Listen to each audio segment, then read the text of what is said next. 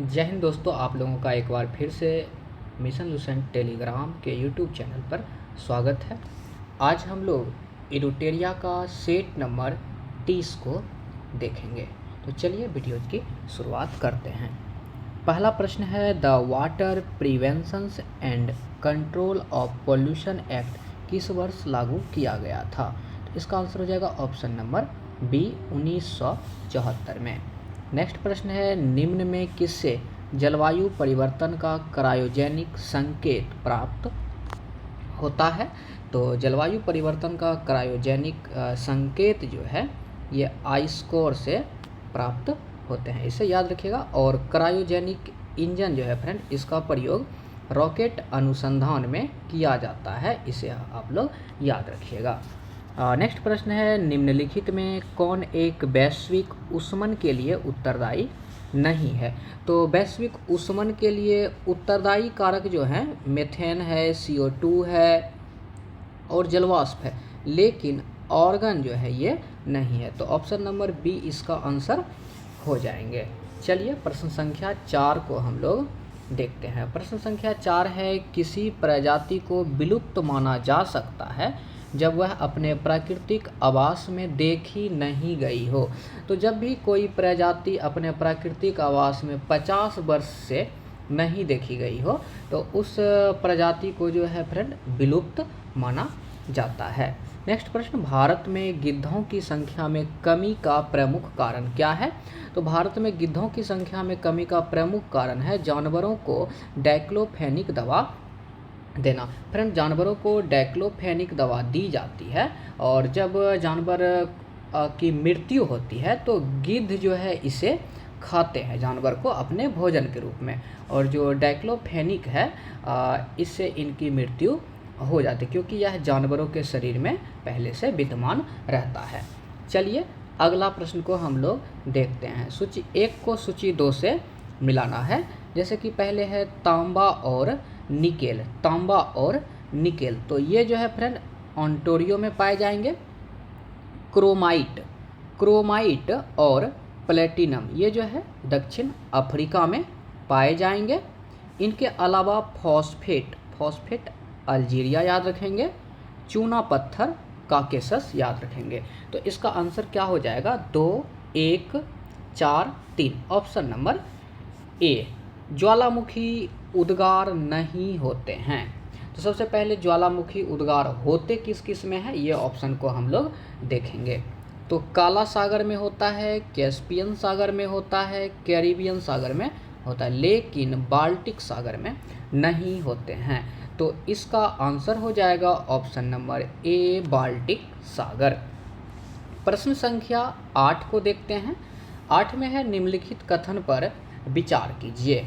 तो पहला कथन है, जब मिट्टी सूख जाती है तो पौधों की कार्बन डाइऑक्साइड सोखने की क्षमता कम हो जाती है। ये तो बिल्कुल सही है।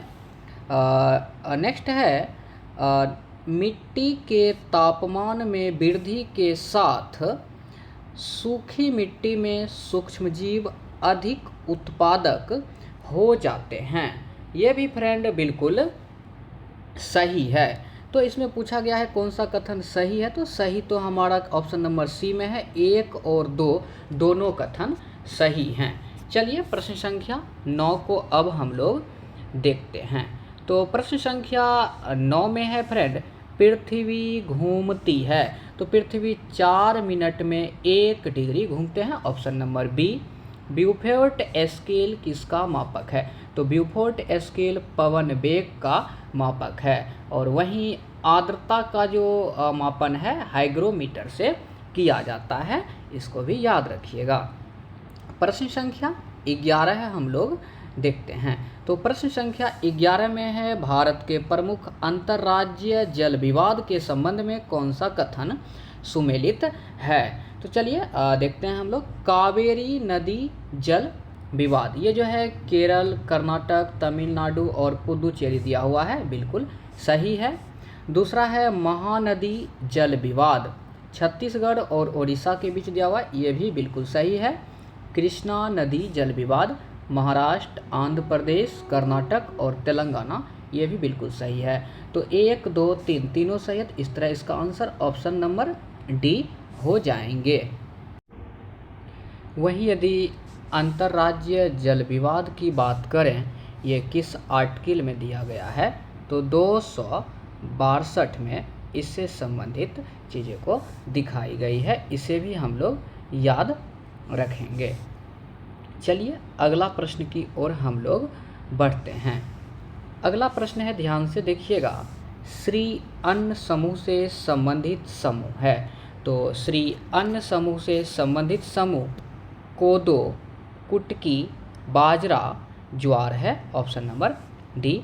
क्षेत्रफल की दृष्टि से निम्न देशों का सही आरोही क्रम कौन सा है? तो क्वेश्चन नंबर 13 का आंसर हो जाएगा option number D, Brazil, Australia, Bharat, Argentina. तो क्षेत्रफल के दृष्टिकोण से भारत इसमें 7वें स्थान पर है, इसे भी याद रखिएगा। और जनसंख्या में ये वर्तमान में प्रथम स्थान पे हैं। आगे है सूची 1 को सूची 2 से मिलाना है। तो अनुच्छेद 60 का संबंध जो है राष्ट्रपति का शपथ से है। अनुच्छेद 90 उपसभापति को पद से हटाने से है। और अनुच्छेद 94 जो है स्पीकर को हटाने से है। और अनुच्छेद 155 राज्यपाल की नियुक्ति से है। तो इस तरह से हमारा आंसर हो जाएगा 1, 3, 2, 4, ऑप्शन नंबर ए। चलिए प्रश्न संख्या 15 को हम लोग देखते हैं। प्रश्न संख्या 15 में है, नियंत्रक एवं महालेखा परीक्षक कैग के संबंध में निम्नलिखित कथन पर विचार कीजिए। तो पहला है, कैग का प्रावधान संविधान के भाग 5 में है, बिल्कुल सही है। दूसरा है, यह राष्ट्रपति के प्रसाद पर्यंत पद धारण करते हैं, ये गलत है। ये प्रसाद पर्यंत पद धारण नहीं करते हैं, बल्कि इसकी नियुक्ति की जाती है, इसे याद रखिएगा। तो ऑप्शन नंबर 2 जो है गलत है। ऑप्शन नंबर 3 देखते हैं, वह सेवानिवृत्ति के पश्चात भारत सरकार या किसी राज्य में किसी भी पद पर नियुक्ति के योग्य नहीं है, ये भी बिल्कुल सही हैं। तो इस तरह से इसका आंसर हो जाएगा 1 और 3, ये दोनों सही हैं।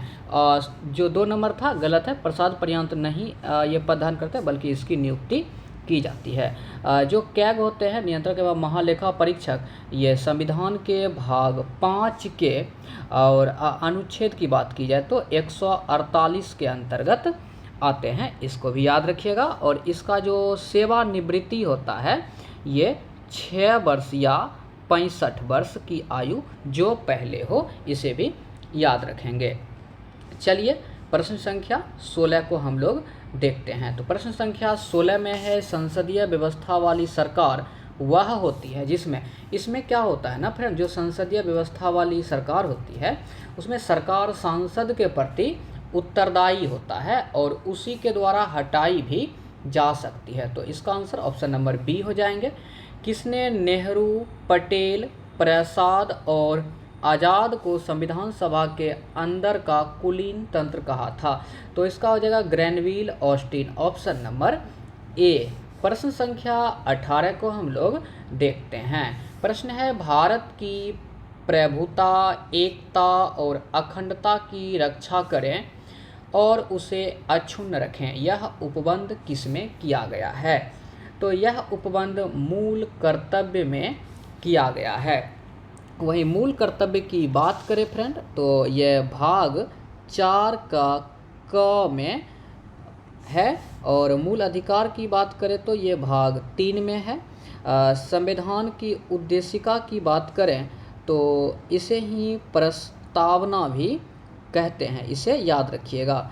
तो प्रस्तावना से एक इम्पॉर्टेंट क्वेश्चन बनता है कि प्रस्तावना का जो है विचार, प्रस्तावना का जो विचार है फ्रेंड, ये कहाँ से लिए गए? तो ये विचार जो है USA से लिया गया है। और इसकी भाषा पूछे, प्रस्तावना की भाषा पूछे तो ये हो जाएंगे ऑस्ट्रेलिया से लिया गया है, इसे ज़रूर याद रखिएगा। अगला प्रश्न है, ध्यान देंगे, भारतीय प्रोटोकॉल के अनुसार निम्न में कौन वरीयता क्रम में सर्वोच्च स्थान पर है? तो भारतीय प्रोटोकॉल के अनुसार वरीयता क्रम में जो है अपने राज्य के भीतर राज्यपाल हो जाएंगे इसका आंसर।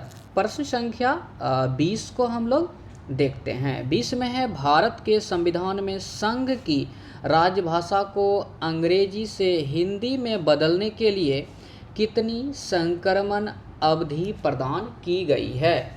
तो इसका आंसर हो जाएंगे ऑप्शन नंबर सी 15 वर्ष। इसका आंसर हो जाएंगे फ्रेंड ऑप्शन नंबर सी 15 वर्ष। प्रश्न संख्या 21 में है, निम्नलिखित कथन पर विचार करें। पहला है, समृद्धि का अर्थ देश में वस्तु और सेवाओं की उत्पादन क्षमता में वृद्धि होती है। ये बिल्कुल सही है। और दूसरा है, अर्थशास्त्र की भाषा में आर्थिक समृद्धि का प्रमाणिक सूचक सकल घरेलू उत्पाद, जिसे जीडीपी बोलते हैं, इसमें निरंतर वृद्धि को माना गया है। ये भी सही है। तो इसमें पूछा क्या है कि उपयुक्त में से कौन सा कथन असत्य है? तो असत्य एक भी कथन इसमें नहीं है फ्रेंड। तो इस तरह से इसका आंसर हम लोग ऑप्शन नंबर डी कर सकते हैं, ना तो एक ना ही दो। चलिए प्रश्न संख्या 22 देखते हैं। निम्नलिखित में से कौन सा राज्य सरकार के सकल राजकोषीय घाटे का सही मापन है? तो इसमें क्या होता है ना, जो राजस्व घाटे हैं, पूंजीगत परिव्यय है और शुद्ध ऋण है, ये तीनों का इसमें योग होता है फ्रेंड। ऑप्शन नंबर सी हो जाएंगे। चलिए प्रश्न संख्या 23 को देखते हैं। इसमें है, निम्नलिखित में से कौन सी विशेषता बाजार ढांचे की नहीं है? तो बाजार ढांचे की विशेषता क्या क्या है, इसको पहले हम लोग देखते हैं। क्रेताओं की संख्या होती है, इसमें प्रवेश की शर्त होती है, विक्रेताओं की संख्या होती है, लेकिन ऊर्ध्वाधर एकीकरण ये इसकी विशेषता नहीं है। तो ऑप्शन नंबर डी इसका आंसर हो जाएंगे। प्रश्न संख्या 24 को हम लोग देखते हैं। इसमें है, निम्नलिखित में कौन सा क्षेत्र भारत का सबसे बड़ा नियोक्ता है? तो भारत का सबसे बड़ा नियोक्ता प्राथमिक क्षेत्र है, इसमें कृषि आते हैं, द्वितीय क्षेत्र उद्योग धंधा, तृतीय क्षेत्र जो है सेवा क्षेत्र कहलाते हैं फ्रेंड। अगला प्रश्न, निम्नलिखित में से कौन राजकोषीय नीति का उपकरण नहीं है? तो राजकोषीय नीति का उपकरण क्या क्या है, इसको देखते हैं। बजट है, सार्वजनिक खर्च है, कर है, लेकिन साख की उपलब्धता ये नहीं है। तो ऑप्शन नंबर डी आपका आंसर हो जाएंगे। अगला प्रश्न है, भारत की वर्तमान मुद्रा प्रणाली किस पर आधारित है? मोस्ट इम्पॉर्टेंट प्रश्न। जो भारत की वर्तमान मुद्रा प्रणाली है, ये न्यूनतम रिजर्व प्रणाली पे आधारित है। ऑप्शन नंबर बी इसका आंसर हो जाएंगे। चलिए प्रश्न संख्या 27 को हम लोग देखते हैं। प्रश्न संख्या 27 है, वाशिंग सोडा के एक अणु में जल के कितने अणु मौजूद होते हैं? वाशिंग सोडा जो है फ्रेंड, ये धोवन सोडा को भी कहते हैं। तो धोवन सोडा का प्रयोग धोने के लिए करते हैं। धोने के लिए जल चाहिए, और जब भी हम लोग कोई भी चीज़ को धोएंगे तो दोनों हाथ की 10 उंगली का प्रयोग करते हैं। तो धोवन सोडा या वाशिंग सोडा में जल का कितना अणु चाहिए? तो 10 अणु चाहिए, इसे याद रखेंगे। कपूर और अमोनियम क्लोराइड के संबंध में या संदर्भ में सही कथन का चयन करें। तो कपूर और अमोनियम क्लोराइड ये दोनों उधर्पातन विधि से गुजरते हैं। ऑप्शन नंबर सी इसका आंसर हो जाएंगे। प्रश्न संख्या 29 को हम लोग देखते हैं। तो प्रश्न संख्या 29 में है फ्रेंड, निम्न में कौन कार्बन का अपरूप नहीं है? तो कार्बन का अपरूप कौन कौन है, पहले इसको देखते हैं। फ्लोरीन्स है, ग्रेफाइड है और हीरा है, लेकिन फ्लोरीन नहीं है। ऑप्शन नंबर डी इसका आंसर हो जाएंगे। निम्न में किस धातु को मोम में रखा जाता है? तो मोम में लिथियम को रखा जाता है, सोडियम को केरोसिन तेल में रखा जाता है, इसे भी आप लोग याद रखिएगा। अगला प्रश्न है फ्रेंड, नाइट्रेट उर्वरक के अधिक प्रयोग से बच्चों में कौन सा रोग होता है? तो नाइट्रेट उर्वरकों के अधिक प्रयोग से बच्चों में मेथेमोग्लोबिनेमिया हो जाता है। ऑप्शन नंबर सी को याद रखेंगे। चलिए प्रश्न संख्या 32 को देखते हैं। प्रश्न संख्या 32 में है, यदि मल जल का पूर्णतः ऑक्सीकरण कर दिया जाए तो नाइट्रोजन का स्वरूप क्या होगा? तो मल जल का जब पूर्णतः ऑक्सीकरण कर दिया जाता है तो इसमें नाइट्रोजन का जो स्वरूप होते हैं वो नाइट्रेट के रूप में होते हैं। ग्लूकोज ग्रहण करने में इंसुलिन के अत्यधिक प्रभाव जो ग्लूकोज ग्रहण करने में इंसुलिन के अत्यधिक प्रभाव को संपादित करने के लिए किस सूक्ष्म तत्व की आवश्यकता होती है? तो इसमें क्रोमियम की आवश्यकता होती है, ऑप्शन नंबर बी। चलिए 34 नंबर प्रश्न को देखते हैं। बाह्य कर्ण का कठोर लचीला भाग किसका बना होता है? तो कठोर लचीला भाग ये उपास्थि का बना होता है। निम्न में किसमें पुनर्जन्म की शक्ति सबसे कम होती है? VVI प्रश्न फ्रेंड, इसे आप लोग याद रखेंगे। जो मस्तिष्क की कोशिका होती है इसमें पुनर्जन्म की शक्ति सबसे कम होती है। प्रश्न संख्या 36 को देखते हैं। निम्न में कौन एक कोशिकीय जीव का उदाहरण है? तो इसका आंसर अमीबा हो जाएंगे। अमीबा अपना भोजन का ग्रहण जो है फ्रेंड कुटपाद के द्वारा करते हैं, इसे भी आप लोग याद रखिएगा। अगला प्रश्न, किसी जीव की आनुवांशिक संरचना क्या कहलाती है? तो किसी भी जीव की आनुवांशिक संरचना जो है जीनोटाइप कहलाते हैं, इसे याद रखेंगे। कोशिकाओं में गैसीय विनिमय किसके द्वारा होता है? तो गैसीय विनिमय पूछे तो विसरण द्वारा होता है, वहीं खनिज या जल पूछे तो ये परासरण विधि द्वारा होते हैं, इसको याद रखिएगा। अगला प्रश्न है फ्रेंड 39 नंबर प्रश्न में कि पाचन तंत्र के किस अंग की आकृति अंग्रेजी वर्णमाला के अक्षर जे के समरूप होती है? तो ये हो जाएंगे आमाशय जो है इसकी आकृति अंग्रेजी वर्णमाला के अक्षर जे जैसा होते हैं।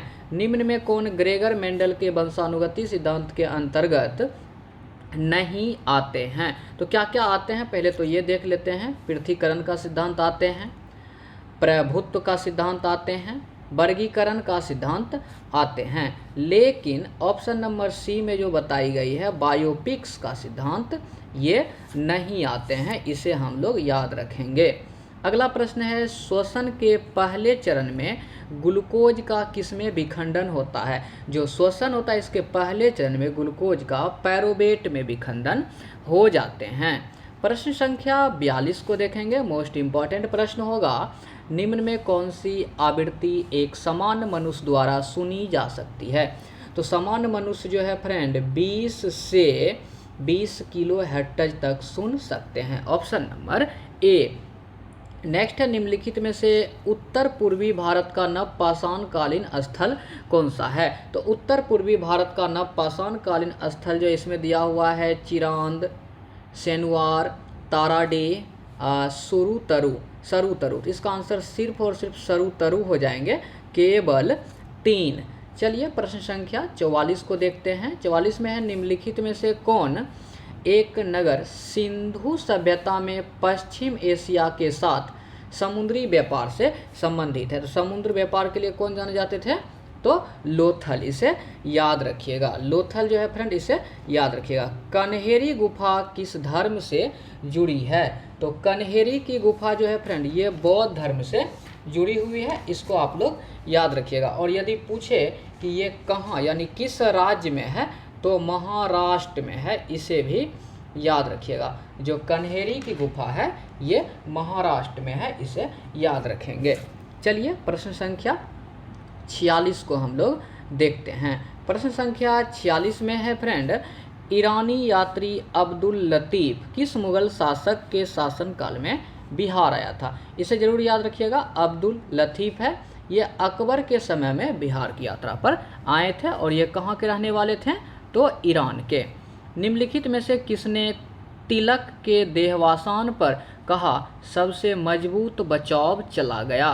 तो इसका आंसर हो जाएंगे option B Mahatma Gandhi, option B Mahatma Gandhi. चलिए प्रश्न संख्या 48 को हम लोग देखते हैं। प्रश्न संख्या 48 में है फ्रेंड प्राच्य निरंकुशवाद के सिद्धांत को किसने विकसित किया? तो प्राच्य निरंकुशवाद के सिद्धांत को मॉन्टेस्क्यू द्वारा विकसित किए गए हैं। नेक्स्ट है दास्तान ए आमिर हमजा का चित्रांकन किसके द्वारा किया गया था। VVI प्रश्न है फ्रेंड, इसे याद रखेंगे। तो दास्तान ए अमीर हमजा का चित्रांकन जो है ये मीर सैयद अली के द्वारा किए गए थे। प्रश्न संख्या 50 है। प्रश्न है नील आंदोलन की शुरुआत सर्वप्रथम बंगाल के किस जिले से हुई थी। तो नील आंदोलन की शुरुआत बंगाल के नदिया जिले से हुई थी, इसे याद रखेंगे। नील आंदोलन से संबंधित व्यक्ति यदि पूछे फ्रेंड तो याद रखिएगा तिरुत सिंह। तिरुत सिंह बहुत बार पूछा जा चुका है परीक्षा में, तिरुत सिंह। और यदि ईस्वी पूछे तो ये 1854 से 62 तक चला था ये नील आंदोलन। चलिए कुछ हम लोग अब अस्मरणीय तथ्य को जल्दी से देखते हैं। तो महाजनपद और उसकी राजधानी को हम लोग देखेंगे। मगध की राजधानी राजगृह या गिरिब्रिज, अंग का चंपा, बज्जी वैशाली, काशी वाराणसी, वत्स का कौशाम्बी, कुरु का इंद्रप्रस्थ, कंबोज जो है राजपुर या हाटक में, आसमक जो है पोटली या पोतन में। इसी तरह कौशल जो है श्रावस्ती, अवंती, उज्जैन, मल का हो जाएंगे कुशीनारा, पंचाल अहिछत्र या काम्पिल्य, चेदी का शक्तिमती, मत्स्य का विराटनगर। लास्ट में दो है फ्रेंड, एक तो है आपका सुरसेन जो कि मथुरा में है, और जो एक है गंधार ये तक्षशिला में। इसमें इस प्रश्न को आप याद रखिएगा, प्रश्न पूछा जाता है कि दक्षिण भारत में स्थित एकमात्र जनपद, तो इसका नाम हो जाएंगे असमक। तो फ्रेंड ये हम लोग एडिटोरिया का सेट नंबर 30 को देख रहे थे। अगले वीडियो में हम लोग सेट नंबर 31 के प्रश्न को देखेंगे। यह बिहार दरोगा, BSSC, BPSC एवं अन्य वनडे एग्जाम के लिए काफ़ी लाभदायक होंगे। धन्यवाद।